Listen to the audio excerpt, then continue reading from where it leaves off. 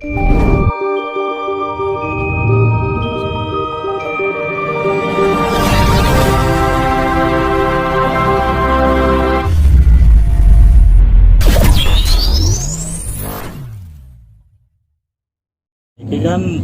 saniki kathah ingkang memperkirakan bahwa manggen niku terus wonten rapat besar ten gene Segoro Kidul Pak. Nek saking panjenengan pripun Pak penemune panjenengan menawi wonten sing diraosaken? Ya kuwi ya kudu takok dhisik, Mas. Takok dhisik ya mengenai tirakat dhisik. Jadi penjelasane. Apa sing ngomong ngono kuwi wis jelas apa urung? Nggih. Wis kenal Ratu Pantai Selatan kuwi apa urung tenanan. Kok iso omong sana sampai ngono ya. Nggih. Tapi bener-bener kuwi jare sapa sing ngomong kuwi ya ngono to. Nggih. Kok dhewe-dhewe iso omong dheke urung kenal Ratu Pantai Selatan ya. Nggih. Kok wis iso omong ngono, ape ana rapat besar-besar. Nggih. Kuwi tak takoni dhisik. Nganti tirakat dhisik. Nah nek kuwi langsung di mbok pribadi aku ki urung dengar, urung pelo ya. Kedah ngeten nggih, kedah wonten ritual rumiyin nggih atas mekaten. Iya, ya kudune ku tirakat dhisik. Tirakat dhisik lagi iso jawab aku. Soale iki urung ana kuwi, tapi nek sana Nggih. sana alam kabeh kuwi sumbere teko Ratu Pantai Selatan. Ya. Nggih. Iki bongkar mono kerajaan dhewe. Bahwa ketok ya kerajaan kaya negara Indonesia ini iki kerajaan. Dhek kuwi butuhno pasukan. Ya. Nggih. Butuhno pasukan teko menungso. Ngono lho. Nek ngono aku paham kabeh. Nggih, nggih, nggih. Mulane wong sing mati, wong sing mati ana artis, ana bukan wong sugih, ana wong kok ae kuwi nek sing mati wae jurusane teko mek pesugihan tarane nyekar-nyekar ya. Lah kuwi mlayune kuwi dadi pasukane Ratu Pantai Selatan. Mulane asal usule iku Ratu Pantai Selatan kuwi teko Jawa. Iya, toko menungso ngene-ngene iki. Regane kebanyakan ku dadi pasukane Ratu Pantai Selatan kuwi wong Jawa. Ana tiyang sing pripun sing dados pasukane Ratu Pantai Selatan niku? Sing wong mek pesugihan, Mas. Matine iki mlayune rono. Nah, sing wong jujur ora tau mek pesugihan, ora tau duwe perjanjian karo nyekar-nyekar nggone makam, nggone Budendi, nggone Kayu Jundi ngono kuwi ya. Nggih. Ngono kuwi matine mlayune awor Ratu Pantai Selatan kuwi dadi pasukane kono. Nggih. Ten mriku nedhegaken apa Mbah? Ten mriku ten Pantai Selatan tiang-tiang sing ten. Dadi kentara, Mas. Dadi kentarane dheke. Wektu kuwi aku tau gawe kuwi tau ngundang pasukane. Tentarae Ratu Pantai Iya, Selatan. pasakane kaya hangsip.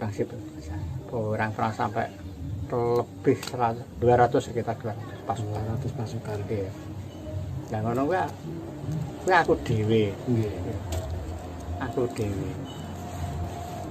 Gawe-gaweku dhewe aku wektu nang podcast kuwi. Tak kon jaga. Paling kene iki wis di sap tangga-tangga iki nek podcast ki main Banjir darah. iya, karo banjir darah. Jadi aku nekat tirakat 40 dina. Ratu dina niki Nekakno pasukane Ratu Pantai Selatan. Kerajaan Mas kono. Ya kerajaan gak karo-karuan kowe, gedhean kowe. Iki mongko kene kuwi sing matine Nasar. Maksud tak sing tandha maksud mati Nasar kuwi wong mek pesugihan nekar ngono lho Mas ya. Sing gadah perjanjian Pak nggih. Lah, pokoke sing perjanjian. Iki matine rono kabeh.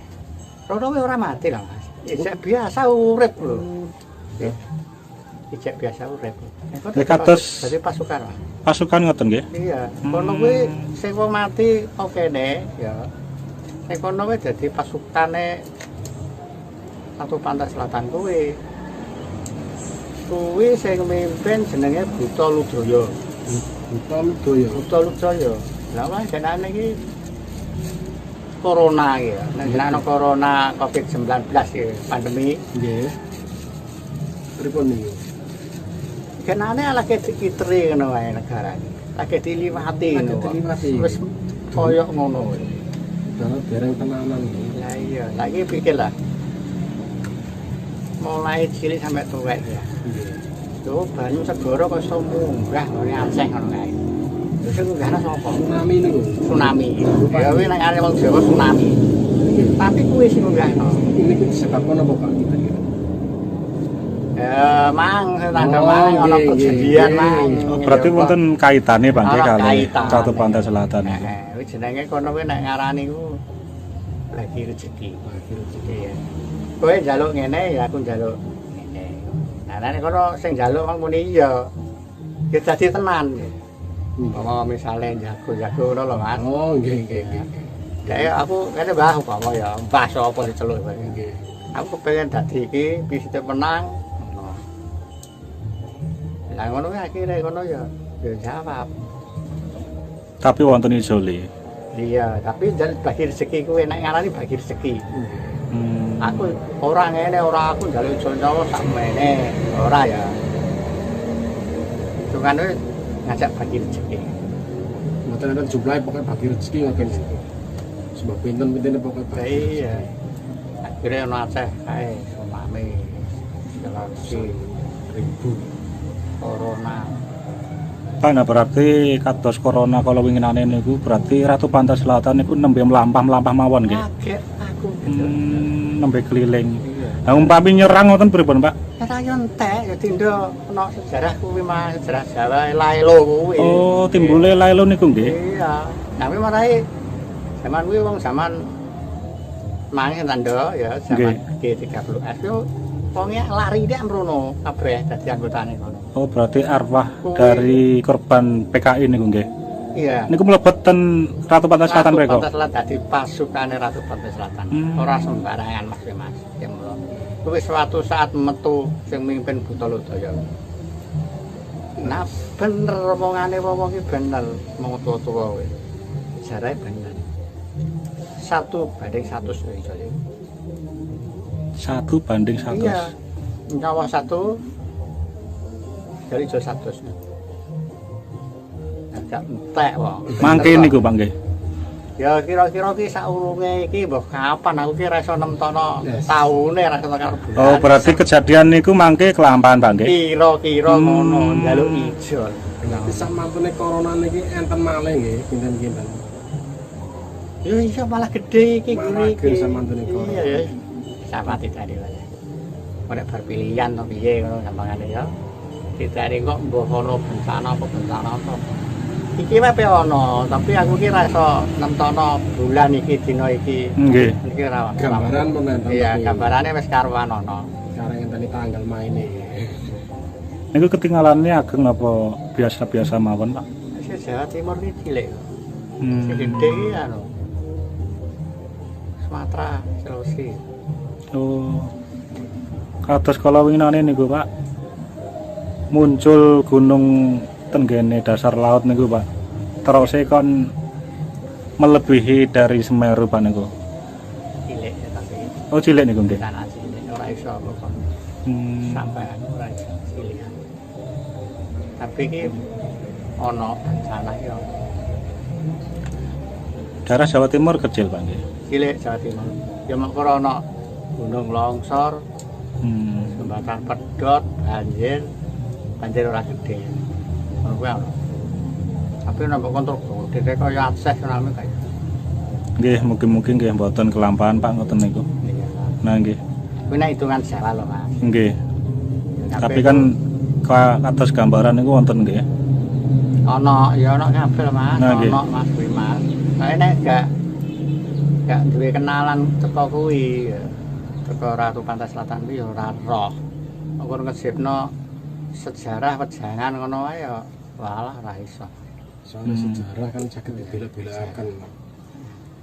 Iya, wonge Mbah Tomo ya saya ya iso rupa-rupa ngono apa gak ngono. Nggih. Pak nak kados gambaran ngoten niku jenengan niku nggih saking Ibu Ratu niku nggih. Iya. Kuwi nek miturut wong sing ngarani ya peling. Iya, peling. Peling, tapi nek miturut wong sing lakoni ya krungu dhewe wonge ya ketok jarem-jarem ngono. Dadi ora iso ngene Mas, ora iso. Nek awor aku iki gak iso. Nggih.